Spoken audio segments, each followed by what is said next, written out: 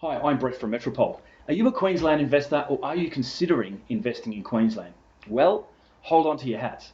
In what could only be described as the most extraordinary cash grab, the Queensland government is making the most astonishing changes to the way your land tax is calculated.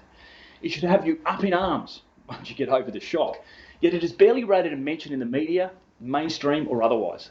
From the 30th of June 2023, your land tax will be calculated by using the total cumulative value of your Australian land. That's right, if you also happen to own one or more properties interstate in the same entity, your new land tax bill will include the statutory value of your interstate land as well. So not only will the state government in that respective state potentially be sending you a land tax bill, but you will also receive one from the Queensland state government. Isn't that amazing? Double land tax. It will have major implications for investors and likely renters when it comes into effect. The way land tax is calculated in Queensland at the moment is once your rateable land value as an investor reaches $600,000 as an individual and $350,000 as a company or trustee, you're into land tax territory, and it ramps up higher than any other capital city in the state. The other thing to remember is property prices in Brisbane and Queensland in most areas have probably risen 20 or 30% as well, yet the land tax thresholds remain quite low. So anyone purchasing in Brisbane, especially if you're looking at buying a house as an investor, you're probably straight into land tax territory.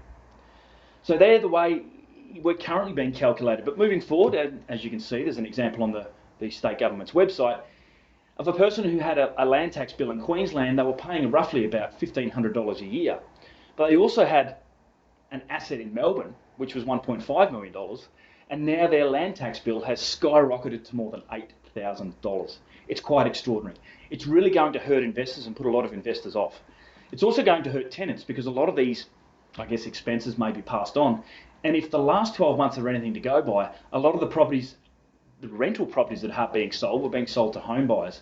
So they're not going back out onto the rental market either. And again, we're in a huge rental crisis at the moment, and I don't see that changing. So it's quite extraordinary. My advice, if you do hold properties and you do find yourself in that situation, properties around the country, in the same name, speak to a licensed professional. We've got Ken Race at Metropole Wealth Advisor, who's fantastic at this.